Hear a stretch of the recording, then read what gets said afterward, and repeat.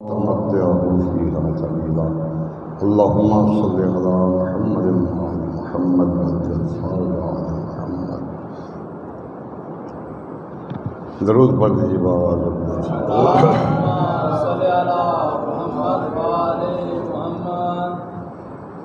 ماشاء اللہ لا حول ولا قوة الا باللہ العلی العظیم. اعوذ باللہ من الشیطان الرجیم. بسم اللہ الرحمن الرحیم. الحمد للہ الذی نور قلوبنا بولایت آل محمد والصلاة والسلام علی شفیع ذنوبنا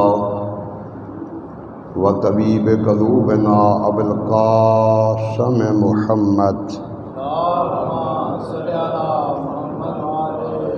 وآلہ الطیبین الطاہرین المعصومین المظلومین ولعنۃ اللہ علی اعدائہم وغاصب حقوقہم ومنکر فضائلہم اجمعین. اما بعد فقد قال اللہ سبحانہ وتعالی فی القرآن المجید والفرقان الحمید وهو اصدق الصادقین وقولہ الحق. بسم اللہ الرحمن الرحیم. یا ایھا الانسان ما غرک بربک الکریم. درود پڑھیے بابا. اللہم صل علی محمد. میرے انتہائی قابل احترام سامعین، جس آئے وافی ہدایہ کی تلاوت کرنے کا شرف حاصل کیا، اس میں اللہ رب العزت نے اپنے بندوں سے ایک سوال کیا کہ یا ایھا الانسان ما غرک بربک الکریم، کہ اے انسان تجھے کون سی چیز ہے جو تجھے تیرے کریم رب سے دور لے دے. یعنی اللہ نے اپنے بندے پر ہر قسم کی نعمتیں نازل فرمائی. نعمتوں کی بارش کرنے کے بعد اتنی نعمتیں عطا کی کہ جن کو کوئی بندہ بشر شمار نہیں کر سکتا. اس کے بعد اللہ پوچھ رہا ہے کہ اے انسان کون سی چیز ہے جو تجھے تیرے کریم رب سے دور لے گئی. میں نے کل بھی اپنی گفتگو میں بھی یہ گزارش کی تھی کہ سب سے پہلا کرم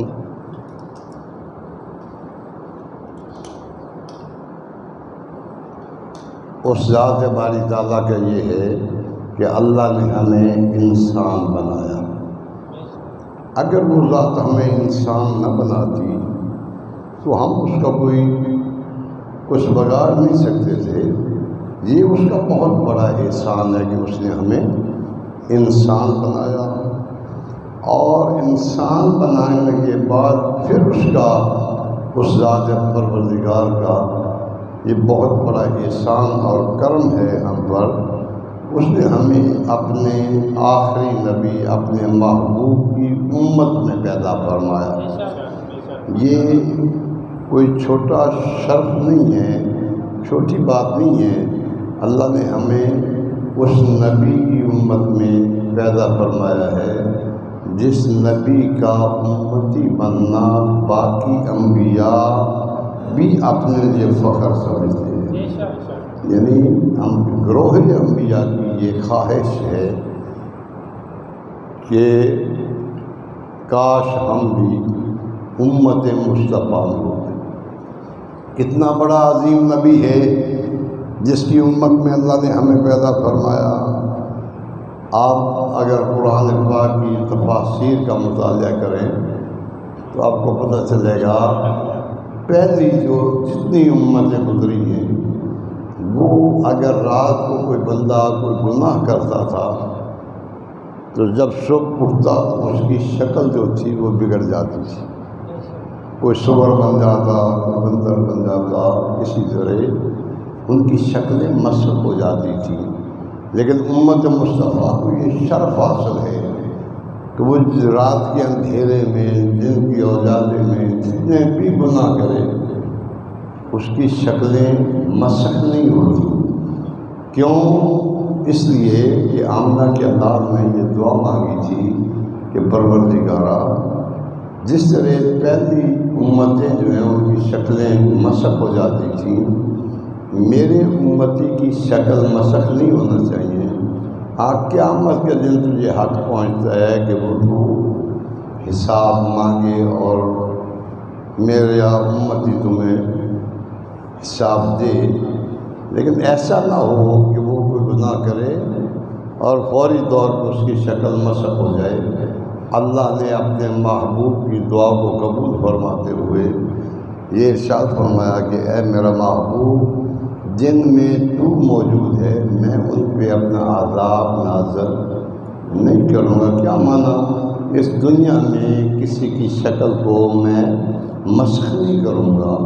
یہی وجہ ہے کہ آج کا انسان اگر کوئی گناہ کرتا ہے تو اللہ رب العزت اس کی شکل کو مسخ نہیں فرماتے، اور اگر وہ بندہ نیکی کرتا ہے تو وہ اس کا اس کے چہرے سے پتہ چل جاتا ہے، لیکن برائی کا پتہ نہیں چلتا۔ اگر کوئی بندہ نماز پڑھتا ہے تو اس کے چہرے پہ کوئی نور آتا ہے، کوئی نشان بن جاتا ہے جس کو آپ محراب کہتے ہیں، لیکن گناہ کا کوئی اثر پیدا نہیں ہوتا۔ اور یہ اتنا بڑا شرف ہے کہ جس کا آپ اندازہ نہیں کر سکتے کہ پہلے انبیاء جو تھے ان کی امتیں ادھر ایک نافرمانی، معصیت الہی، گناہ کرتے تھے تو دوسرے لمحے ان کا چہرہ جو ہے وہ بتا دیتا تھا کہ اس بندے نے نبی کی بات کو نہیں مانا، اللہ کی بات کو نہیں مانا، لہذا یہ انسان نہیں رہا۔ انسان سے اس کی شکل جو ہے تبدیل ہو گئی، کوئی بندر بن گیا، کوئی سور بن گیا، لیکن امت مصطفیٰ کے ساتھ یہ کام نہیں ہوئی۔ تیسری بات، اللہ نے ہمیں انسان بھی بنایا، امت مصطفیٰ میں پیدا بھی فرمایا، اور پھر ہمارے دلوں میں آل رسول کی محبت کو جو پیدا کیا، ہمیں در آل رسول پہ جانا جو نصیب ہوا، یہ اس ذات کا بہت بڑا کرم ہے۔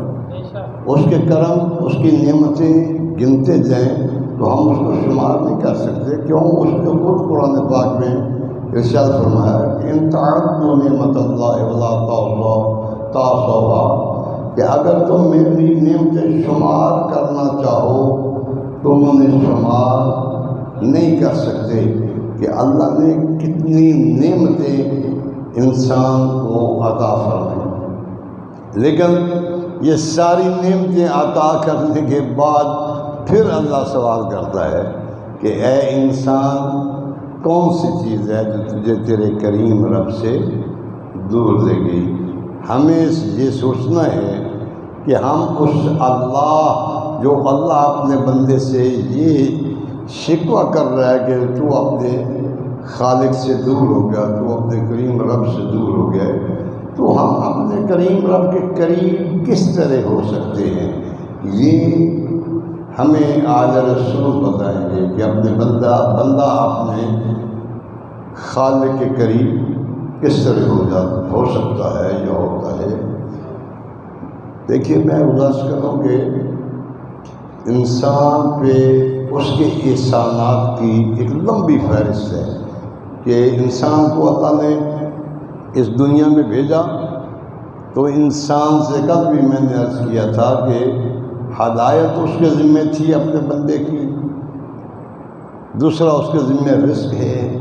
تو اللہ نے ہدایت کا ایسا نظام بنایا کہ پہلے ہی بشر کو، پہلے ہی انسان کو اللہ نے نبی بنا کے قیامت تک آنے والے انسان کو بتایا کہ یاد رکھ، میں نے تیرے لیے ہادی کا انتظام اس انداز میں کیا ہدایت کا کہ کوئی بندہ یہ نہیں کہہ سکتا قیامت کے دن کہ میں دنیا میں پہنچا تو ایک لمحے کے لیے وہ لمحہ ایسا گزرا جس میں میرے لیے ہادی موجود نہیں تھا نا، اللہ نے پہلے انسان کو نبی بنا کے، ہادی بنا کے یہ اعتراض ختم کر دیا، اور دوسرا اس کے ذمہ رزق تھا، تو وہ بھی انسان کے دنیا میں آنے سے پہلے اللہ نے اس کا رزق بھیجا ہے، اور اتنے خوبصورت انداز میں بھیجا ہے کہ اس کے رزق میں کوئی جراثیم داخل نہیں ہو سکتا، اس میں کوئی ملاوٹ نہیں کی جا سکتی۔ انسان کے پیدا ہونے سے پہلے اللہ نے اس کا رزق اس کی ماں کی چھاتی میں رکھ کے یہ یقین دلایا کہ اے حضرت انسان یاد رکھ، تیرا رزق میں اللہ کے ذمے ہے، اور میں خالق تیرا رزق تجھے تیری ماں کے شکم میں بھی عطا کروں گا، اور اس انداز سے عطا کروں گا کہ تیرا بدن کا کوئی حصہ، تیرا منہ، تیری آنکھیں، تیرے کان، کسی کو میں نجس نہیں ہونے دوں گا۔ یہ کبھی آپ دیکھیں نا، اپنے بدن پہ غور کریں تو آپ کے بدن پر ایک نشان ملتا ہے جس کو ناف کہتے ہیں۔ آج اس دور میں میڈیکل سائنس نے جتنی بھی ترقی کر لی ہے، وہ جب بھی مصنوعی خوراک لیتے ہیں یا ناک کے ذریعے نالی کراس کر دیتے ہیں یا منہ کے ذریعے، تیسرا کوئی طریقہ نہیں ہے۔ اللہ رب العزت نے انسان کو ماں کے شکم میں رزق دیا ہے، 7 مین ہول موجود ہوتے ہوئے اللہ نے الگ سے نالی لگائی پیٹ پر، کیوں؟ اس لیے کہ انسان کا رزق جو ماں کے شکم میں تھا وہ خون تھا اور نجس خون تھا۔ اللہ نے یہ الگ نالی اس لیے لگائی کہ اگر میں اپنے بندے کو ماں کے شکم میں منہ کے ذریعے رزق دوں تو قیامت کے دن یہ کہے گا کہ پروردگارا، جب میرا منہ تو نے ماں کے شکم میں دنیا میں آنے سے پہلے ہی تو نے نجس کر دیا، تو میں اس کو پاک کیسے رکھ سکتا تھا؟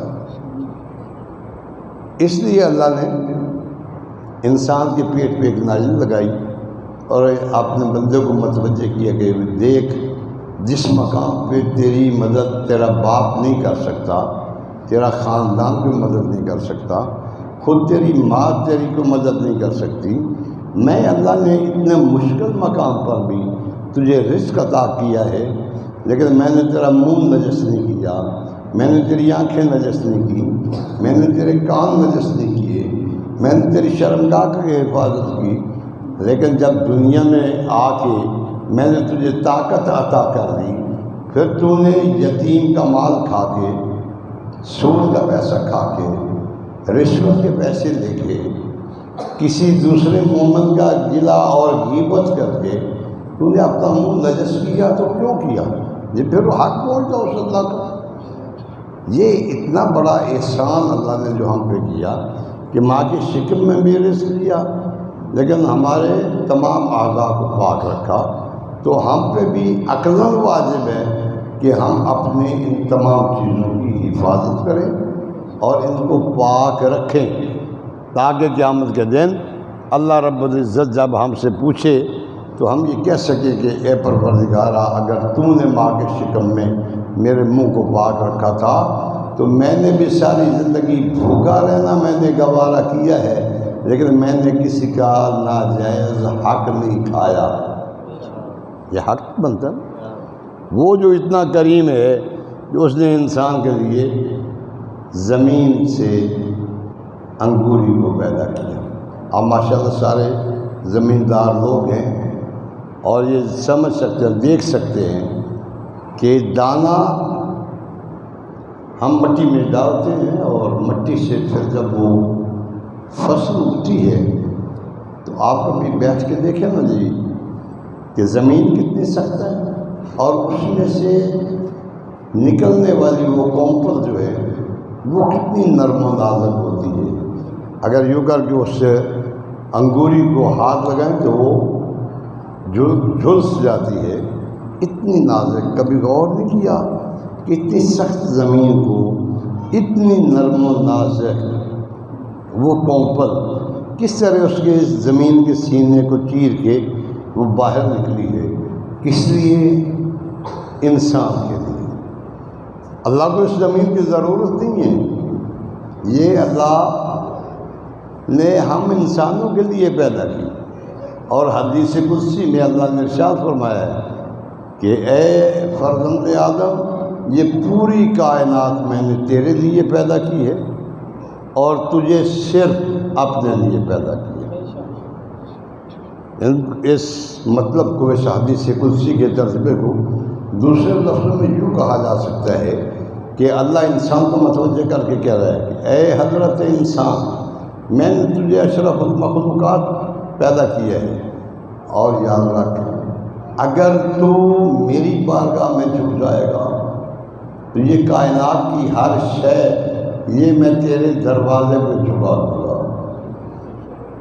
اس جملے کو اگر الٹ کے ہم کہیں گے تو پھر یہ بنے گا کہ اے انسان، اگر تو میرے دروازے پہ نہیں جھکے گا، میرے آگے نہیں جھکے گا، تو پھر کائنات کی کوئی شے بھی تیرے سامنے سرنگوں نہیں ہوگی۔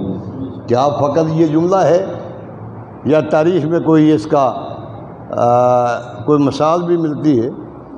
تو تاریخ میں ایک دو نہیں، سینکڑوں مثالیں موجود ہیں کہ جو بندے صرف اللہ کی بارگاہ میں جھکے ہیں، اللہ نے پھر کائنات کی ہر شے کو ان کے سامنے جھکایا۔ بڑا معروف واقعہ مولا علی علیہ السلام کی زندگی کا کہ مولا علی اپنے ایک باغیچے میں کام کر رہے ہیں بیلچے کے ساتھ، پاس سے ایک یہودی گزرا ہے، شمعون اس کا نام ہے۔ وہ دیکھ کے کہنے لگا یا علی، اگر یہ کام نہ کریں آپ کے گھر میں کھانا کیسے پکے گا؟ مولا علی علیہ السلام فرماتے ہیں شمعون یاد رکھ، میں اس کو خالق مانتا ہوں جس نے ماں کے شکم میں بھی رزق دیا ہے۔ یہودی کہنے لگا یا علی، یہ باتیں کرنے سے تو پیٹ نہیں بھرا کرتے، آخر آپ یہ کام کریں گے، اس کے بدل میں آپ جو لیں گے، جو کو پھر آٹے میں تبدیل کریں گے، پھر کھانا بنے گا، پھر بچے کھائیں گے۔ مولا علیہ السلام ارشاد فرماتے کہ نہیں شمعون، یاد رکھ میں اس کو خالق اور مالک اور رازق مانتا ہوں جو پتھر میں اپنی مخلوق کو پیدا بھی کرتا ہے، اس کو رزق بھی عطا کرتا ہے۔ لیکن وہ یہودی تھا نا، اس نے پھر طنز کیا کہ یا علی، یہ خالی باتیں کرنے سے نظام نہیں چلا کرتے، آخر آپ یہ کام کریں گے تو نظام چلے گا۔ اس مولا علیہ السلام نے وہ کام کر رہے تھے بیلچے کے ساتھ، وہ روک کے مولا علی نے اپنی کمر سیدھی کی تو شمعون کی پشت کی جانب جو تھا نا، وہ باغیچے کی دیوار تھی کچی، مولا علی کا ادھر رخ تھا، اس کی ادھر پشت تھی۔ تو مولا فرماتے ہیں شمعون، اگر میں علی چاہوں تو یہ دیوار سونے کی بن جائے۔ طریقہ علی جب پلٹ کے یہودی نے دیکھا تو وہ مٹی کی دیوار سونے کی بن چکی تھی۔ میں اکثر یہ بات کہا کرتا ہوں کہ اے امت مسلمان، تجھے اللہ نے ایسے حال بھی عطا کیے۔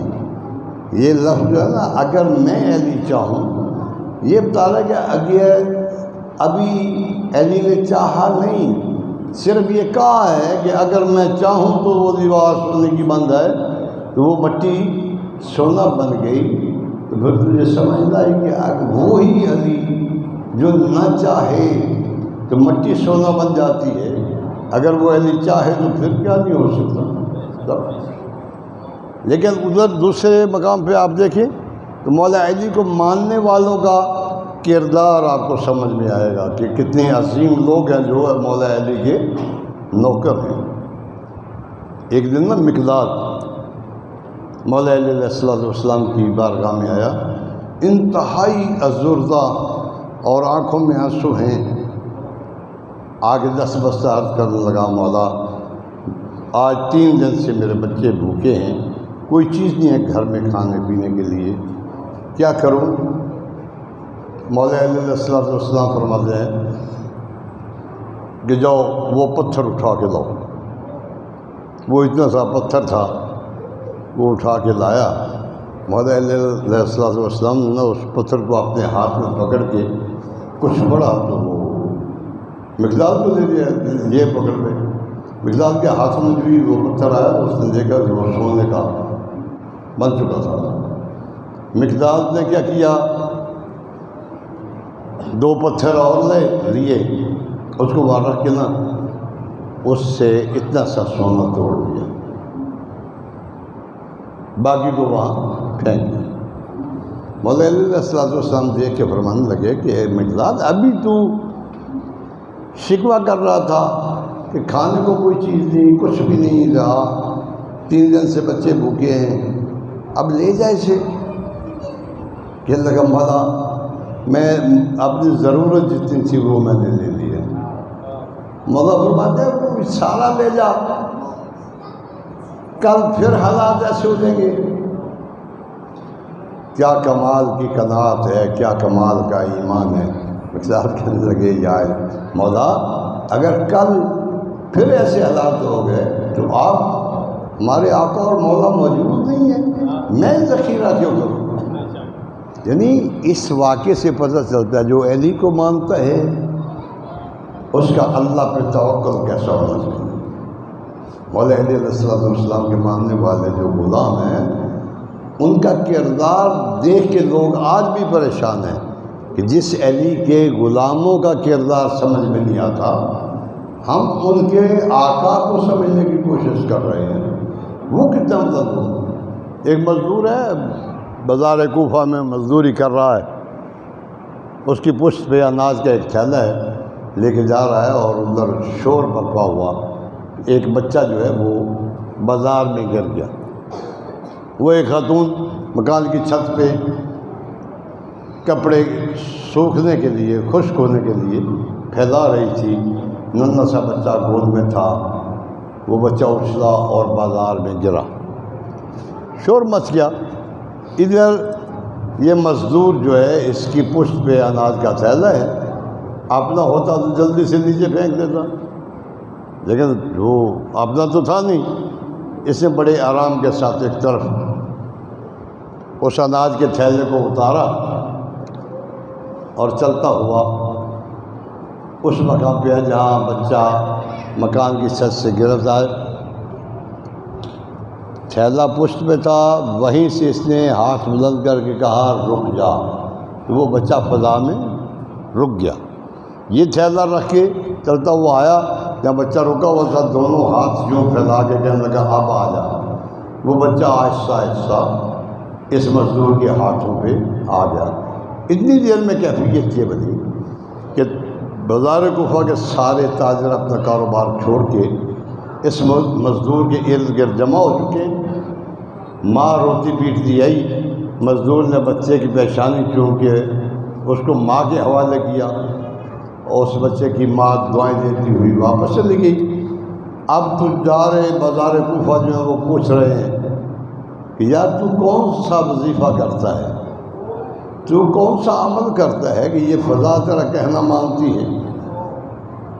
اس نے کہا یار میں عالم فاضل نہیں ہوں، میں کوئی عامل کامل بھی نہیں ہوں، میں نہ کوئی چیلا میں نے کاٹا ہے، نہ کوئی میں وظیفہ کرتا ہوں۔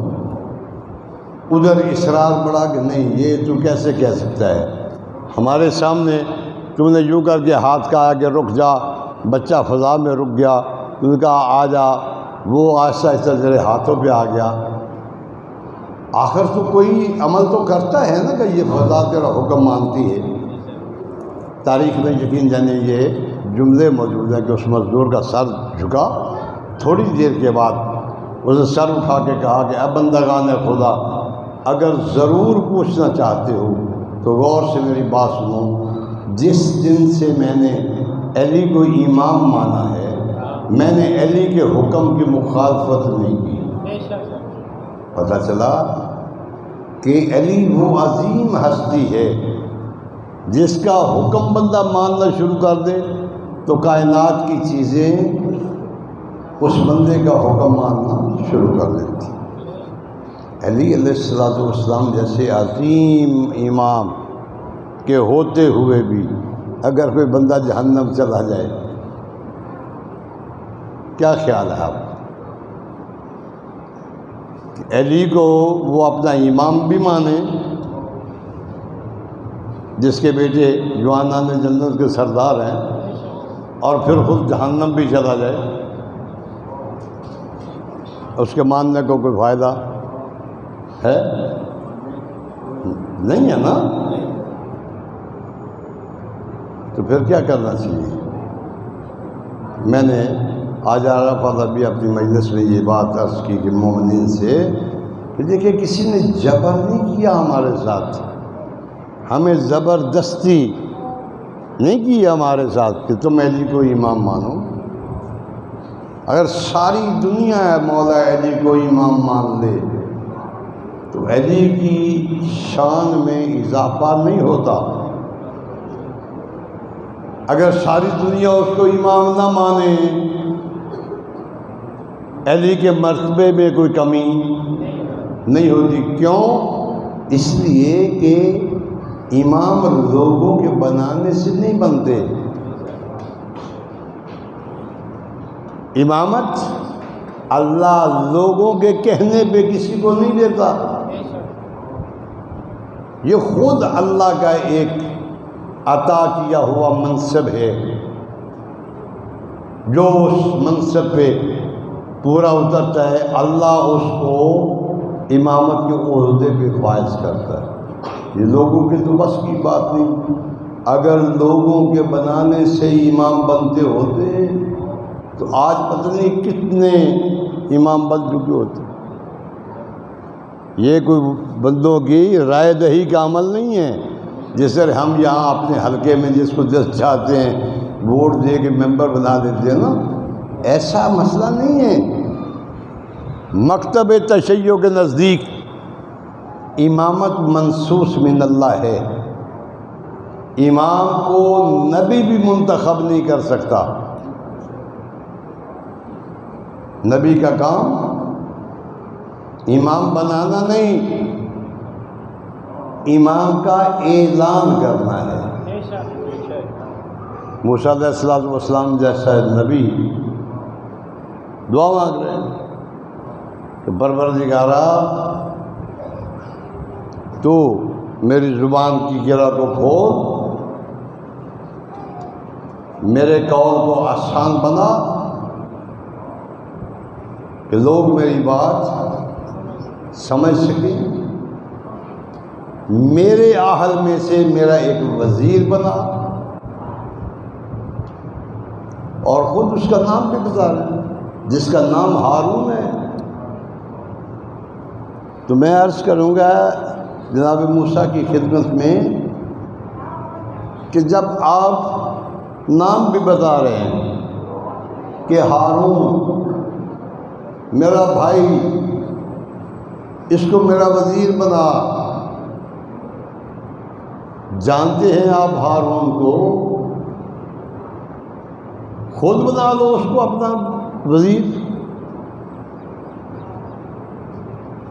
جب جانتے ہیں کہ ہارون میرا بھائی ہے اور اس کو خود اعلان کرتے ہیں کہ میرا آج کے بعد میرا وزیر میرا بھائی ہارون ہے، تو شاید جناب موسیٰ علیہ السلام کا جواب یہی ملے کہ میں سفارش کر سکتا ہوں اللہ کی بارگاہ میں کہ فلاں کو میرا وزیر بنا دے، یہ اختیار مجھے نہیں دیا گیا کہ میں خود اپنا وزیر مقرر کر سکوں۔ پتہ چلا کہ نبی بھی حکم خدا کے تابع ہے، دعا کر سکتا کہ فلاں کو میرا وزیر بنا نہیں سکتا۔ تو جب انبیاء اس منصب کو اپنی مرضی کے ساتھ منتخب نہیں کر سکتے تو پھر ہم جیسے انسانوں کو کہاں سے اختیار مل گیا کہ ہم جس کو دل چاہے اس کو امامت کے منصب پہ کھڑا کر کے اور اس کو کہے کہ تو فتویٰ دے اور ہم تیرے فتوے پہ عمل کریں گے؟ ایسا نہیں ہے۔ اللہ یہ امامت کا منصب جو ہے یہ منصوص من اللہ بھی ہے، اور ساتھ ساتھ جو اس منصب پہ فائز ہوتا ہے وہ معصوم عن الخطا بھی ہے. وہ ایسا نہیں ہے کہ جو اپنی مرضی سے کام کرتا رہے. وہ ایسی ہستی ہوتی ہے کہ جو بغیر مشیت الہی کے کوئی کام نہیں کرتے. یہ لوگوں نے اپنے امام خود بنائے ہیں، اور تمام مکاتب فکر جو ہیں وہ تشیع کے اس عقیدے پر متفق ہیں کہ واحد اس زمین پر بسنے والے مذاہب میں سے شیعہ مسلک ہے کہ جس میں امامت کا ایک معیار رکھا گیا کہ امام جو ہے وہ منصوص من اللہ ہوتا ہے، اس کو اللہ بناتا ہے امام. دوسرا وہ ایسا نہیں ہوتا کہ جو خطا کار ہو، بلکہ وہ معصوم من الخطا ہوتا ہے. جس طرح نبی سے کوئی غلطی سرزد نہیں ہوتی، اسی طرح معصوم بھی معصوم من الخطا ہونا چاہیے، پاکیزہ ہونا چاہیے. کیوں؟ اس لیے کہ اگر معصوم سے، امام سے کوئی بندہ یہ عقیدہ ہو اس کا کہ اس سے غلطی ہو سکتی ہے، تو پھر ممکن ہے دین بتانا ہے امام نے، تو اگر وہ غلطی کرتا ہے تو وہ ہمیں دین صحیح کیسے پہنچائے گا؟ ممکن ہے پھر وہ جو نبی سے لے گا وہ ہم تک صحیح و سالم نہیں پہنچا سکتا. اسی طرح نبی جو ہے اس کا کام کیا ہے؟ اللہ سے احکام کو دینا اور اللہ کی مخلوق تک احکام پہنچانا. اگر انبیاء جو ہیں وہ معصوم عن الخطا نہ ہوں تو اللہ سے جو احکام لیتے ہیں ان میں نقل کفر خباشت، پھر وہ اپنی مرضی سے بھی کوئی بات شامل کر سکتے ہیں. لیکن ایسا نہیں ہے. اللہ رب العزت نے اپنے محبوب کے حوالے سے یہ جملہ کیا کہ نا وَمَا يَنطِقُ عَنِ الْهَوَىٰ إِنْ هُوَ إِلَّا وَحْيٌ يُوحَىٰ کہ میرا نبی نطق ہی نہیں کرتا، بولتا ہی نہیں ہے جب تک کہ میں اللہ کی وحی نہ ہو. یہ آمنہ کے لال کی عظمت ہے، شان ہے کہ نبی اپنی مرضی سے اپنی زبان کو حرکت نہیں دیتی. دیکھیے ایک نطق ہوتا ہے، ایک کلام ہوتی ہے. یہ تھوڑا سا ہے مشکل کام، لیکن میں کوشش کروں گا کہ آسان کر کے آپ تک پہنچاؤں. یہ اسکول سے تعلق رکھنے والے ماسٹر لوگ بھی موجود ہیں، انہوں نے گرامر میں دیکھا ہوگا کلام جو ہوتا ہے نا وہ اور چیز ہے، نطق اور. کلام ایسے جملے کو کہتے ہیں جس کو سننے کے بعد سننے والے کو کچھ نہ کچھ معلوم ہو جائے. پھر آگے اس کی قسمیں ہیں کہ کلام ناقص ہے، کلام تام ہے. کلام ناقص سے ایسا ہوتا ہے کہ جس جملہ کو سننے کے بعد سننے والا جب وہ مطمئن نہ ہو وہ آگے سے سوال کرے. اور کلام تام وہ ہے جس کو سننے کے بعد سننے والا جو ہے وہ اس کو سوال کرنے کی ضرورت نہ رہے. مثال کے طور پہ میں کہوں یہ دو، یہ مجھے دو. اب سننے والے کو یہ سمجھ نہیں ہے کہ اس کو پوچھنے کی ضرورت ہے کہ اگر صاحب کون سی چیز آپ کو دیں. یہ کلام ناقص کلام کہلائے گی. اگر میں کہوں کہ یہ تسبیح مجھے دو، اب سننے والے کے لیے کوئی ابہام نہیں رہا، اس کو سمجھ آ گئی کہ تسبیح مانگ رہے. تو عرض یہ کرنا چاہ رہا تھا کہ کلام اسے کہتے ہیں کہ جو سننے والا اس سے مطلب کو سمجھ جائے. لیکن نطق جو ہے وہ کلام کو نہیں کہتے. نطق ہے زبان سے کوئی بھی لفظ ادا کرے جس کا کوئی بے شک مفہوم نہ بھی ہو. اللہ نے اپنے محبوب کی زبان کی اس حد تک ضمانت دی ہے کہ ضروری نہیں کوئی ایسا جملہ کہے کہ جو سمجھ میں آ سکے نہ میرا محبوب اس وقت تک اپنی زبان کو حرکت نہیں دیتا جب تک کہ میری وحی نہ ہو۔ یعنی اللہ اپنی مخلوق کو سمجھانا چاہتا ہے کہ میرا محبوب اتنا محتاط ہے کہ وہ اپنی مرضی سے اپنی زبان کو حرکت نہیں دیتا۔ اس کی زبان جب بھی حرکت کرے گی مجھ اللہ کی وحی کے تابع کرے گی۔ یہ ضمانت دینے کی ضرورت کیوں پڑی؟ اللہ جانتا تھا کہ میری مخلوق میں میرے بندے میرے محبوب پہ اعتراض کرتے ہیں کہ یہ جب آمنہ کا لال جب دل چاہتا ہے اپنی مرضی سے یہ فضائل علی بیان کرتا رہتا ہے۔ اللہ نے اپنے محبوب کی زبان کی ضمانت دی، ہاتھ کی بھی ضمانت دی۔ وما رمیت اذ رمیت ولکن اللہ رمی۔ اے میرا محبوب یہ کینکریاں تو نے نہیں پھینکی بلکہ خود میں اللہ نے پھینکی۔ زبان کی بھی ضمانت اللہ نے دے دی، ہاتھ کی ضمانت بھی اللہ نے دے دی کہ میرا محبوب نہ میری وحی کے بغیر بولتا ہے نہ میری وحی کے بغیر کوئی کام کرتا ہے۔ دونوں زبان اور ہاتھ دونوں کی ضمانت اللہ نے لے کے قیامت تک آنے والی نسل انسانی کو بتایا کہ یاد رکھو میرے محبوب کی عظمت کو سمجھنے کی کوشش کرو کہ جس مقام پر میرے محبوب کا قول اور عمل یہ دونوں ایک جگہ پہ اکٹھے ہو گئے اس عمل کو ماننا تمہارے لیے واجب ہو جائے گا۔ کیوں؟ میں نے اس کی ضمانت زبان کی بھی دی ہے، میں نے اس کے ہاتھ کی بھی ضمانت دی ہے۔ اب جس مقام پر اس کا قول اس کا عمل ایک ہی لمحے میں ایک جگہ پہ اکٹھا ہو گیا تو وہ عمل تمہارے لیے واجب ہو جائے گا۔ مثال کے طور پہ نماز میں قول رسول بھی ہے، عمل رسول بھی ہے۔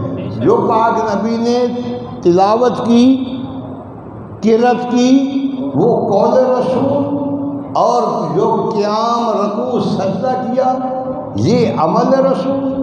یہ قول رسول اور عمل رسول ایک ہی لمحے میں دونوں جب اکٹھے ہو گئے تو یہ بنی نماز ہمارے لیے کیا ہو گیا؟ واجب۔ اس کو آپ ہم چھوڑیں گے تو یہ فعل حرام ہوگا۔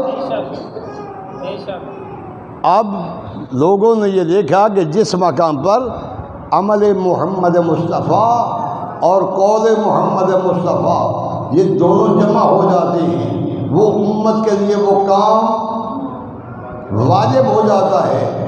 انہوں نے دیکھا قوم غدیر پر کہ علی کا بازو پکڑ کے رسول اللہ نے بلند کیا، یہ تھا عمل رسول۔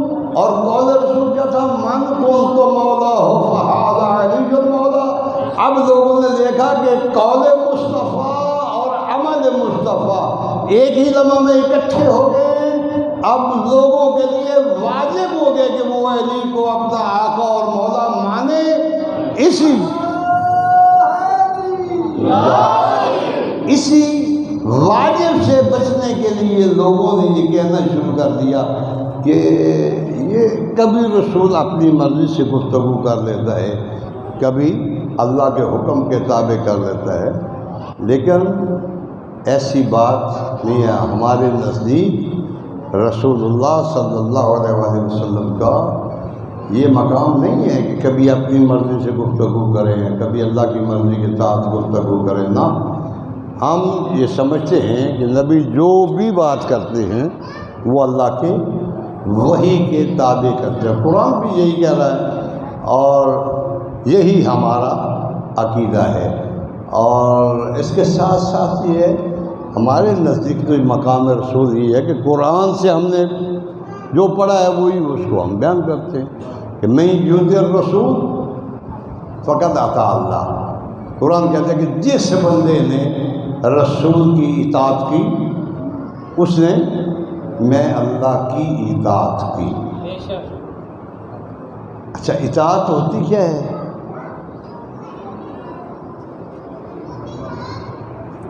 اطاعت کا نہیں پتہ کیسے کہتے ہیں؟ یہ دیکھیں دو تین لفظ ہیں، ایک ہے اطاعت، ایک ہے اتباع، ایک ہے اقتداء۔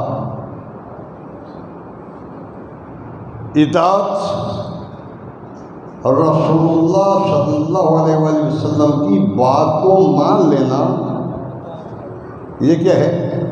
اطاعت۔ جس طرح کوئی کام رسول کر رہے ہیں اسی طرح اس کام کو انجام دینا، یہ کیا ہے جی؟ بات کو ماننا کیا ہے؟ اطاعت۔ عمل کی نقل کرنا یہ کیا ہے؟ اقتداء۔ جیسے امام کرے گا ویسے ہی مقتدی کرے گا، کیا کر رہا ہے؟ اس کی اقتداء کر رہا ہے۔ یعنی قول کو ماننا اطاعت کہلاتا ہے، عمل کی نقل کرنا یہ اقتداء کہلاتا ہے۔ اور اتباع یہ دونوں چیزوں کو شامل ہے۔ اتباع اسے کہتے ہیں جس میں قول کو ماننا بھی ضروری ہو اور اس کے عمل جیسا عمل کرنا بھی واجب ہو اور کرے، اس کو کہتے ہیں اتباع۔ ہمیں اتباع رسول کا حکم دیا گیا ہے۔ آپ قرآن، آپ کے بچوں نے بھی پڑھا، آپ بھی ماشاءاللہ قرآن پڑھتے ہیں۔ قرآن میں اللہ نے ارشاد فرمایا کہ قول ان کنتم تحبون اللہ فاتبعونی، اے میرا محبوب ان لوگوں سے کیا ہے؟ ان کا جو دعویٰ ہے کہ ہم اللہ سے محبت کرتے ہیں، وہ اس محبت کا ثبوت پیش کریں۔ ثبوت کیا ہے؟ فاتبعونی، تیری اتباع کریں۔ اتباع کا تعلق قول اور عمل دونوں کے ساتھ ہے۔ اچھا پروردگارا، ہم تیرے محبوب کی اگر اتباع کریں تو ہمیں کیا فائدہ ہوگا؟ یحببکم اللہ، جب تم اتباع رسول کرو گے تو اللہ تم سے محبت کرے گا۔ پہلے تو تم کہتے ہو کہ ہم اللہ سے محبت کرتے ہیں، اس کی اس دعوے کی دلیل کیا ہے کہ تم محبوب خدا کی اتباع کرو، اور جب تم اتباع کرو گے تو پھر کیا ہوگا؟ یحببکم اللہ، پھر معاملہ اس کے برخلاف ہوگا۔ پہلے تم اللہ سے محبت کا دعویٰ کر رہے ہو، جب تم رسول کی اتباع کرو گے تو پھر اللہ تم سے محبت کرے گا، اور اس کا فائدہ کیا ہوگا؟ یغفر لکم ذنوبکم، پھر اللہ جب تم سے محبت کرے گا تو تمہارے سارے گناہ معاف کر دے گا۔ یعنی ہمیں حکم کیا ہے؟ اتباع مصطفیٰ کا حکم ہے۔ اتباع کا معنی کیا ہے؟ کہ بات بھی اس کی ماننی ہے، عمل بھی جیسے اس نے کیا ویسے ہم نے عمل کرنا۔ تو سمجھ آ جائے گی کہ جو نماز ہم پڑھتے ہیں ہم نے خود نہیں بنائی، جیسے رسول نے حکم دیا، جیسے رسول نے پڑھ کے دکھایا اس طرح ہم پڑھ رہے ہیں۔ خود بھی پاک پیغمبر صلی اللہ علیہ وسلم نے ارشاد فرمایا نا، اللہم صلی علی محمد،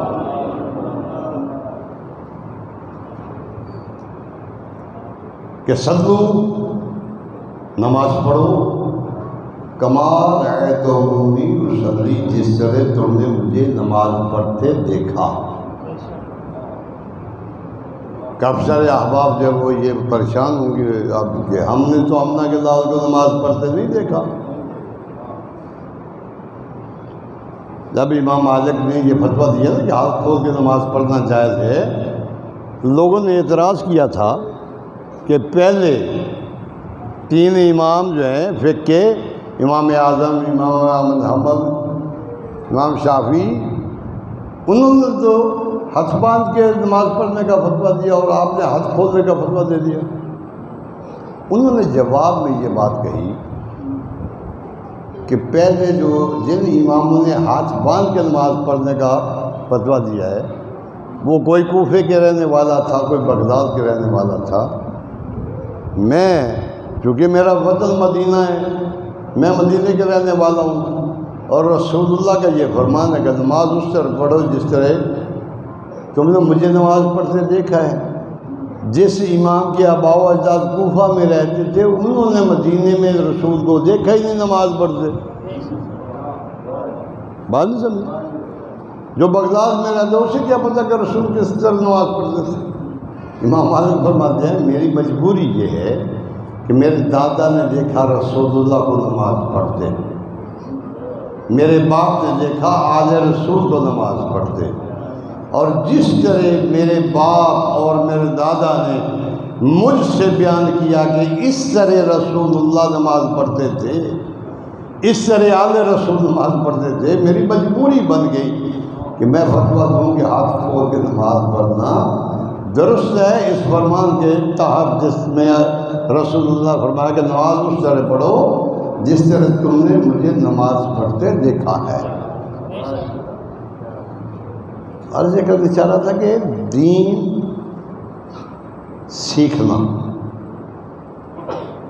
اپنے روزمرہ کے مسائل سیکھنا، یہ ہر مسلمان مرد عورت پہ فرض ہے۔ ہر بندہ اب مجتہد تو بن نہیں سکتا، چلو کم از کم اتنا ضرور کرے کہ جو روزمرہ زندگی میں مسائل سامنے آتے ہیں اس کا علم حاصل کرے۔ اگر ایسا نہیں کرتا وہ گناہ گار ہے، اس کو سیکھنا ہے کہ طہارت کے مسائل اس کو سیکھنا ہے، نماز کے مسائل اس کو سیکھنا ہے، ایمان کے بارے میں معرفت حاصل کرنا ہے، نبی صلی اللہ علیہ وآلہ وسلم کے احکام پہ عمل کرنا ہے۔ ہمارا مذہب کوئی شتر بے مہار کا مذہب تو ہے نہیں،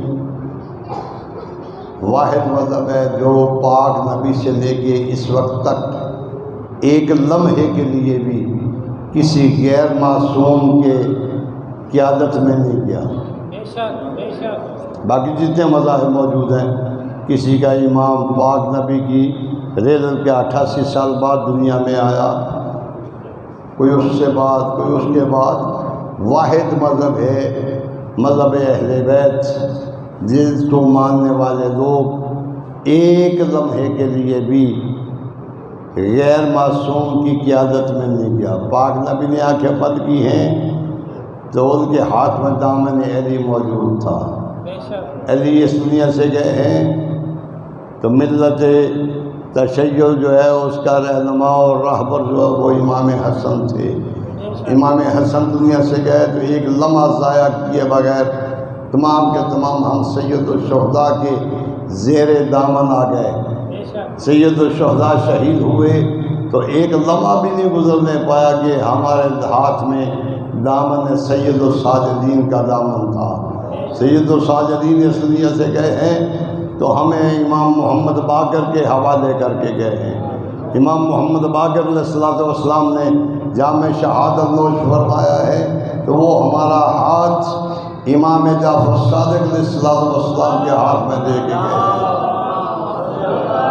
امام جعفر صادق علیہ السلام اس دنیا سے گئے ہیں تو وہ ہمیں امام موسیٰ کاظم علیہ السلام کے سپرد کر کے گئے، اور امام موسیٰ کاظم علیہ السلام نے جب زہر کو نوش فرمایا ہے تو ہمیں اپنے بیٹے علی رضا کے سپرد کر کے گئے ہیں۔ امام رضا علیہ السلام دنیا سے جاتے ہوئے وقت ہمارا ہاتھ اپنے بیٹے محمد تقی کے سپرد کر کے گئے۔ امام محمد تقی کے بعد ہم دامن امام علی نقی کے ساتھ متمسک ہو گئے، اور امام علی نقی علیہ السلام کے بعد ہم زیر قیادت چلے گئے امام حسن عسکری علیہ السلام، اور امام حسن عسکری علیہ السلام اس دنیا سے جانے کے پہلے ہمیں یہ وصیت کر کے گئے کہ میرے بعد تم میرے بیٹے محمد امام مہدی عجل اللہ فرج شریف کے دامن کے زیر سایہ چلے جاؤ۔ یعنی پاک پیغمبر کے زمانے سے لے کے اس وقت تک ہم ایک لمحہ کے لیے بھی کسی غیر معصوم کی قیادت میں نہیں گئے، اور آج بھی ہم اپنا زندہ امام رکھتے ہیں، لہذا ہم پہ واجب ہے کہ ہم اندھا دھند کسی کی تقلید نہ کریں، بلکہ ہم دیکھیں کہ واقعتاً یہ بندہ اس قابل ہے کہ جو یہ کہہ رہا ہے اس کی بات مانیں۔ یاد رکھیں، جو آپ کو نماز چھڑا کے عزادار بنائے اس کی بات نہیں ماننا۔ جو بندہ کہے نماز چھوڑ دے، عزاداری بس کافی ہے، اس کی بات پہ کبھی بھی دھیان نہیں دینا۔ اور جو بندہ یہ کہے کہ عزاداری چھوڑ دے، فقط نماز کافی ہے، قطعاً نہیں۔ ہاں، اللہم صلی علی محمد وعلی محمد۔ ہاں، اس بندے کی بات غور سے سن اور مان جو تمہیں یہ درس دے کہ دیکھ، نماز سید الشہداء کی آنکھوں کی ٹھنڈک ہے، نماز پڑھ، اور نماز پڑھنے کے ساتھ ساتھ پھر عزاداری کر۔ کیوں؟ عزاداری صرف نماز کی محافظ ہے، اور نماز مقصد شہادت حسین ہے۔ ایسے نہیں ہے کہ جو آئے تو تجھے دل چاہے کان سے پکڑ کے لے جائے، نہ، اپنے بچوں کی بھی حفاظت کر، اپنی بھی حفاظت کر۔ بڑا مشکل دین بچہ ہے یہ۔ کربلا کا عینی شاہد ہے امام سجاد، اور امام سجاد کی اگر سیرت آپ پڑھیں تو آپ کو پتہ چلے گا کہ دونوں باپ بیٹا، 5 سال کا بیٹا ہے امام محمد باقر اور امام زین العابدین، یہ 2 معصوم ہستیاں ہیں جو واقع کربلا کی چشمدید گواہ ہیں۔ امام سجاد علیہ السلام کربلا سے واپس آنے کے بعد کسی نے لکھا ہے 38 سال، کسی نے لکھا ہے 40 سال، خون کے آنسو ہیں۔ جمعے کا دن ہے، لوگ باہر سے مدینہ میں آئے کہ وہاں چل کے جمعہ پڑھتے ہیں۔ ایک بندہ محلہ بنی ہاشم سے گزر رہا ہے، اس کے لباس پہ خون کے چھینٹے گرے، کھڑا ہو کے سوچ رہا ہے کہ عجیب بات ہے، مدینے میں لوگ پتہ نہیں حیوان چھت پہ ذبح کرتے ہیں۔ پیچھے سے ایک بندہ آیا، اس نے کہا بھائی کیا کھڑا سوچ رہا گلی میں، چل وقت قریب ہے، وقت کم رہ گیا نماز جمعہ میں۔ کہنے لگا یار یہ دیکھیں نا، یہ مدینے میں لوگ کچھ چھتوں پہ حیوان ذبح کر رہے ہیں، یہ دیکھ میرا لباس۔ وہ جا کے پڑھ تو اس کے منہ پہ ہاتھ رکھا، کہنے لگا یہ خون کسی حیوان کا نہیں۔ کہنے لگا حیوان کا نہیں؟ پھر اس بندے نے رو کے کہا تو جانتا نہیں، یہ میرے امام علی زین العابدین اس چھت پہ بیٹھے ہوئے، وہ کشتہ غیرت امام کا خون ہے۔ یہ بندہ جو تھا یہ حکمت کے ساتھ تعلق رکھتا تھا، کہتا مجھے لے چل میں امام کا علاج کروں گا۔ اوپر گیا، کیا دیکھا کہ امام وضو کرنے کے لیے پانی منگوایا، اس کو دیکھا آنکھوں سے خون گرا، پانی میں گیا، پانی مذاب ہو گیا۔ جب 7ویں مرتبہ غلام پانی لے کے آیا نا تو غلام نے 10 بستہ عرض کی، مولا مرنے والوں کے ساتھ کوئی مر تو نہیں جاتا نا، آپ اتنا گریہ نہ کیا کرے۔ امام سجاد رو کے کہتے تو نے میرے ساتھ انصاف نہیں کیا۔ یعقوب نبی کا ایک بیٹا آنکھوں سے اوجھل ہوا تھا، اتنا رویا کہ آنکھیں سفید ہو گئی۔ اے بندے خدا، میں نے اپنی آنکھوں کے سامنے 18 بنی ہاشم کے لال تڑپتے ہوئے دیکھے جن کی مثل زمین پہ نہیں ہے۔ ادھر سے بندہ پہنچ گیا، کہنے لگا مولا میں آپ کا علاج کرتا ہوں۔ مطلب فرماتے ہیں کیا علاج کرو گے؟ کہنا مولا آپ نا عصر کے وقت ذرا بازار میں کرسی ڈال دیا کرے، وہاں بیٹھا کرے، بازار کی رونق دیکھا کرے، آپ کا تھوڑا سا غم ختم ہوگا۔ امام علیہ السلام کے خون میں اضافہ ہوا، رو کے کہتے ہیں میں جب بازار کی بھیڑ دیکھتا ہوں مجھے بچوں کے پردے یاد آتے ہیں۔ حکیم کہتے چلو بازار میں نہیں بیٹھ سکتے، دریا کے کنارے سیر کیا کرے۔ امام رو کے کہتے ہو پانی کی لہروں کو دیکھ کے مجھے اصغر کا چھیدا ہوا گلا یاد آتا ہے۔ ایک دن نکلے بازار میں تو ہوتا یہ تھا جب امام سجاد بازار میں آتے تھے کسائی اپنے گوشت ذبیحہ پہ کپڑا ڈال دیا کرتے تھے۔ اس دن امام بازار میں آئے، کسائی کے ہاتھ میں چھری ہے، ایک حیوان کو لے کے جا رہا ہے ذبح کرنے کے لیے۔ امام کی نگاہ پر کی، آواز ہے کہ فرماتے ہیں او فلاں رک گیا۔ امام فرماتے ہیں تو ذبح کے احکام جانتا ہے؟ ہاتھ جوڑ کے کہنے لگا مولا میں مسلمان ہوں، الحمدللہ میں نے آپ کی جد کا کلمہ پڑھا ہے، ذبح کے احکام جانتا ہوں۔ مولا فرماتا بیان کر۔ کہنے لگا مولا ذبح کرنے سے پہلے جانور کو پانی پلانا چاہیے۔ مولا حیوان کو قبلہ رخ ذبح کرنا چاہیے۔ مولا ذبح کا آلہ تیز ہونا چاہیے۔ آخری بات جب اس نے کہی نا، کہنے لگا مولا دوسرے حیوانوں کے سامنے حیوان ذبح نہیں کرنا چاہیے۔ اللہ تعالیٰ یہ سننا تھا کہ امام سجاد کا منہ کربلا کے جانب پھر گیا اور رو کے چیخے مار کے رو کے امام نے فرمایا او زہرا کا بیٹا تیرا اپنا مقدر، لوگ تو حیوان کو بھی پیاسا ذبح نہیں کرتے، تو فرات کے کنارے پیاسا ذبح ہو۔ بابا تیرا اپنا نصیب، لوگ حیوانوں کو بھی تیز خنجر سے تیز چھری سے ذبح کرتے ہیں۔ بابا تیرا اپنا نصیب، وہ کمینہ تجھے کون خنجر سے ضربے لگاتا رہا۔ آخری بڑا درد بھرا بیان کیا امام نے اور غش کھا گئے، رو کے کہتے ہیں او میرا 3 دن کا بھوکا اور پیاسا بابا تیرا اپنا مقدر، لوگ تو حیوان کو بھی حیوانوں کے سامنے ذبح نہیں کرتے۔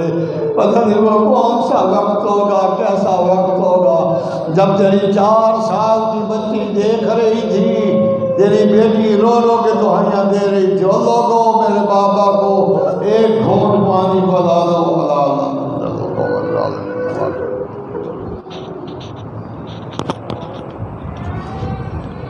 ماتم